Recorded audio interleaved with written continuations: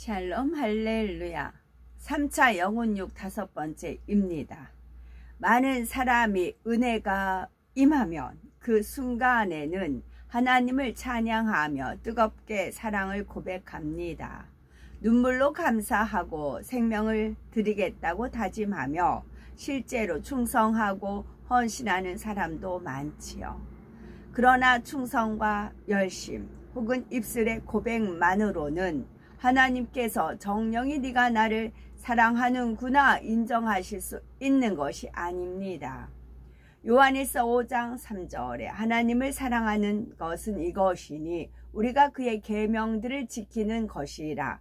그의 계명들은 무거운 것이 아니로다 했습니다. 요한복음 14장 21절은 나의 계명을 가지고 지키는 자라야 나를 사랑하는 자니 나를 사랑하는 자는 내 아버지께 사랑을 받을 것이요 나도 그를 사랑하여 그에게 나를 나타내리라 하셨지요. 우리가 참 믿음이 있고 하나님을 사랑한다면 하나님께서 명하신 대로 행해야 하는 것입니다. 아무리 사랑을 고백하며 눈물로 찬양한다 해도 정작 하나님의 계명을 지키지 않는 사람은 그 사랑의 고백도 진실하지 않은 것이지요.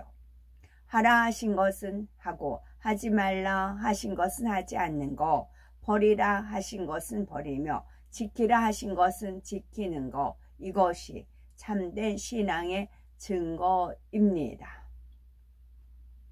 시기 살펴봅니다. 시기는 자신보다 남이 낫다고 여길 때 마음이 요동하여 불편함을 느끼고 상대를 멀리하며 미워하는 것입니다.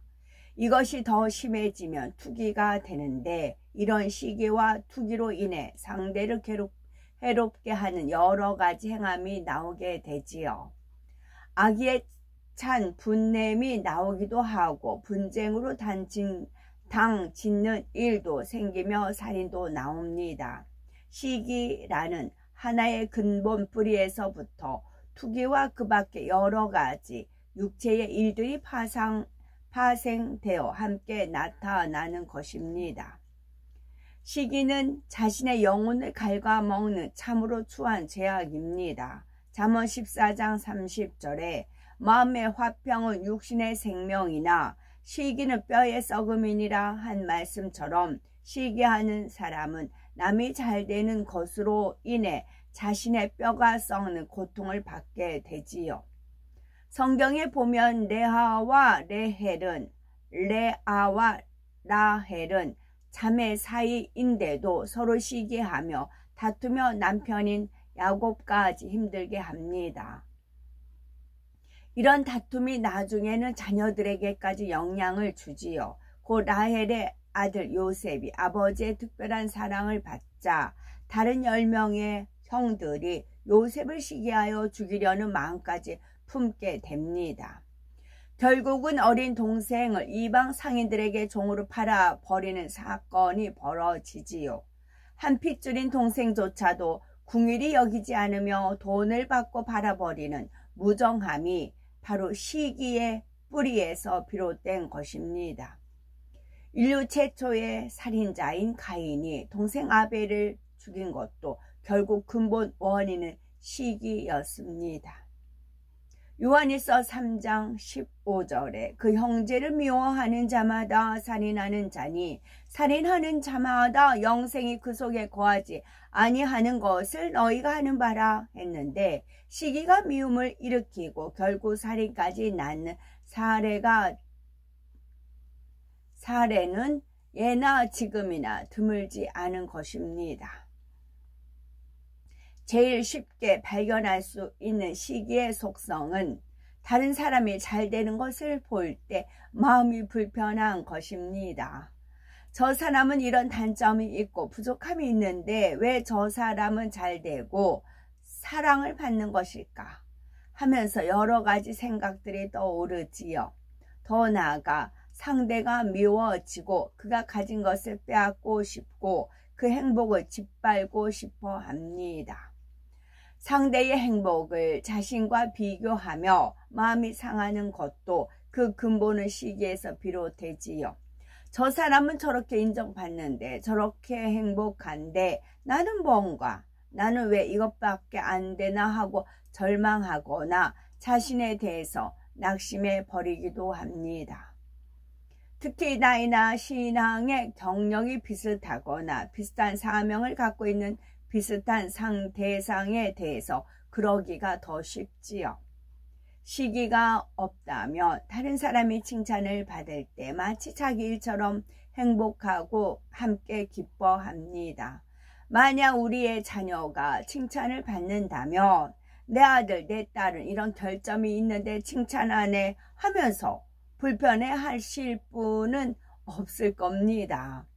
아니면은 내 자녀는 저렇게 칭찬받는데 나는 칭찬받지도 못하네 하면서 마음 아파하실 분도 없겠지요. 그런 생각이 없이 기쁘고 행복할 겁니다. 비록 내 자녀에게 어떤 부족함이 있다 해도 사랑을 받으니 더욱 깊이 감사하게 되는 것이지요. 그런데 그 대상이 내 자녀일 때, 내 가족일 때만이 아니라 누구에게나 동일하게 감사하는 것이 바로 영의 마음입니다. 이스라엘의 사울 왕에게는 요나단이라는 아들이 있었지요. 요나단은 다윗과 처음 만났을 때부터 마음이 통하였고 서로 진실한 사랑을 주고받았습니다. 사실 육적으로 보면 요나단은 다윗을 원수로 여길 수도 있었겠지요. 아버지인 사울의 왕위가 자신에게 계승되어야 하는데 하나님께서는 다윗을 왕으로 세우셨으니 자기 왕위를 빼앗겼다고 생각할 수도 있었지요. 그러나 요나단은 오히려 다윗을 도우며 다윗이 사울에게 쫓겨 다닐 때에도 그를 격려합니다. 남이 좋은 것을 취하면 내 일처럼 기뻐하고 행복하며 남의 고통을 받으면 나도 아프고 안타까운 것이지요. 두 번째, 분냄. 어떤 사람은 분을 내면 언성이 높아지고 상대에게 저주를 퍼부으며 폭력을 행하기도 합니다. 때로는 상대를 죽이기까지 하는 경우도 있지요. 앞에서도 말한 것처럼 이스라엘의 초대 왕인 사울은 다윗을 심히 시기하고 미워했습니다. 그래서 끊임없이 다윗을 죽이려고 했는데 반대로 사울의 아들 요나단은 다윗을 심히 사랑하여 어찌하든 살리고자 애를 썼지요. 하루는 요나단이 사울에게서 다윗을 피신시키는데 이를 안 사울이 심히 노해 요나단에게 악을 바랍니다. 그럼에도 요나단이 다윗을 두둔하자 단창을 던져 치려 하지요. 자신의 아내와 대를 이을 아들을 폐역한 말로 욕하고 아들에게 창을 던져 죽이려고까지 하니 이것만 보아도 사울이 구원받기 어려운 사람인 것은 알 수가 있겠죠. 세상 사람들 중에 혈기가 없는 사람을 찾아보기는 심히 어렵습니다. 내성적인 성격으로 온유하게 보이는 사람도 혈기가 없는 것이 아니라 그저 속으로 꾹꾹 눌러 참는 것일 때가 많지요. 그래서 술을 마신다거나 어떤 상황이 되면 속에 쌓아둔 것이 폭발하는 경우가 있습니다. 이렇게 사람마다 혈기의 뿌리가 있다 보니 하나님의 자녀가 되었다 해도 혈기가 여전히 남아있는 경우가 많이 있습니다. 그렇다고 사소한 짜증을 내고 분을 내었다 해서 구원받지 못한다는 뜻은 아닙니다. 비록 잠시 혈기를 냈다 해도 중심에서 회개하고 혈기를 벗어버리면서 변화되어 나가면 되지요. 그러나 크든 작든 분냄이라는 죄성이 있으면 사망으로 가는 큰 육체의 일로 나와질 수 있기에 혈기의 근본 뿌리까지 뽑아내야 합니다. 분내는 것이 점점 정도가 심해지고 또 사울과 같이 권세가 있어 마음대로 분을 발할 수 있는 환경이 되면 결국 사울과 같은 악을 발할 수가 있는 것입니다. 그러니 죄는 사소한 것이라 해서 그대로 가지고 있어서는 안 되는 것입니다. 사람마다 혈기를 내는 데는 나름대로 이유가 있다고 변명하겠지요. 그러나 상대가 어찌해서 분이 나는 것이 아니라 자기 안에 악이 있고 혈기가 있기에 분이 나는 것입니다. 마음에 악이 없고 온유한 사람은 상대가 원인을 제공한다고 해서 분이 나지는 않습니다. 그런데 주 안에서 의분은 육체의 일인 분냄과 다른 것을 알아야 됩니다. 예수님께서는 서기관이나 바리새인들에게 뱀들아, 독사의 새끼들아, 너희가 어떻게 지옥의 판결을 피하겠느냐 하고 두려운 말씀으로 책망하시거나 하나님의 성전에서 장사하는 사람들의 상을 엎으시기도 했습니다. 이는 하나님의 공의에서 비롯된 의분의 분냄이었지요. 부모가 자녀를 책망할 때 자기 분을 이기지 못해 자녀에게 소리를 지르고 때리는 경우가 있습니다. 이는 분명 분냄이고 하나님 앞에서도 합당한 것이 아니지요.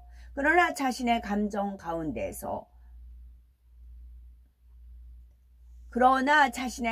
가운데서가 아닌 자녀가 잘못되어서는 안 되겠기에 사랑하지만 짐짓 엄하게 책망하는 것은 육체의 일과는 다릅니다.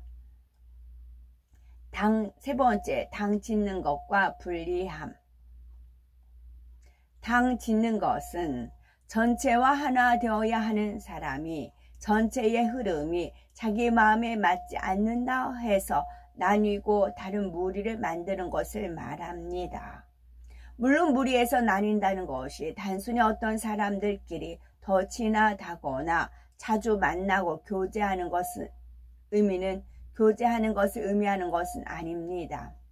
당을 짓는 사람들은 자신들과 의견을 달리하는 사람들을 소외시키거나 자신들의 목적을 이루기 위해서 다른 사람들에게 해를 입히므로 이에 대해서 육체의 일이라 하는 것입니다. 자기 유익을 쫓아서 무리를 짓고 다른 사람을 비난하며 공격하기도 하지요. 수군수군 비방하며 정죄합니다. 그러다가 서로 감정의 골이 깊어지며 심히 분쟁하고 배척하는 일도 생기지요. 잠언 18장 1절에 무리에게서 스스로 나뉘는 자는 자기 소욕을 따르는 자라. 온갖 참 지혜를 배척하느니라 한 말씀처럼 자기 소욕을 쫓아 나뉘었기 때문에 지혜를 배척하고 비진리를 쫓게 되는 것입니다. 성경을 보면 다윗의 아들 압살롬이 자기 유익을 쫓아 당을 짓고 분리해 나가는 것을 볼 수 있지요. 압살롬은 아버지의 왕위, 즉 다윗의 왕위를 빼앗기로 마음먹은 순간부터 서서히 백성들의 마음을 도적질하기 시작합니다. 마침내는 자기 편으로 포섭한 사람들을 이끌고 반란을 일으키지요. 그러나 이런 괴계를 꾸며 당을 짓고 불리한 압살롬은 결국은 비참한 죽음을 맞습니다. 하나님께서 그를 외면하시니 아무리 면밀하게 계획을 세웠다 할지라도 원하는 것을 얻지 못했던 것이지요. 주님의 이름으로 모인 성도들 가운데에서 또 당 짓는 일이 있을 수 있습니다. 누구파 하면서 편을 가르고 분쟁하며 주의 종과 다른 성도님들을 판단 정죄하는 것이지요. 이렇게 당을 짓고 다투다 보면 나중에는 분리하여 나가기도 하겠고요. 선교회 안에서나 기관에서도 마찬가지입니다.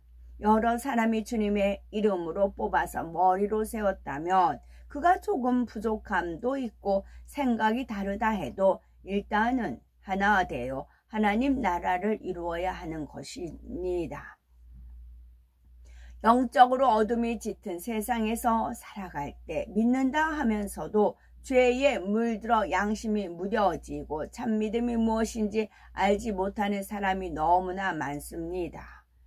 우리는 말씀을 통해 내 자신의 악을 발견할 때마다 고통을 받는 것이 아니라 더욱 감사하며 신속하게 벗어버려야 되겠고, 그리하여서 신속하게 영으로 영으로 들어가시면서 빛 가운데 아버지 하나님 사랑 가운데 거하는 하나님 아버지의 사랑받는 모든 자녀가 되셔야 되겠습니다. 아멘.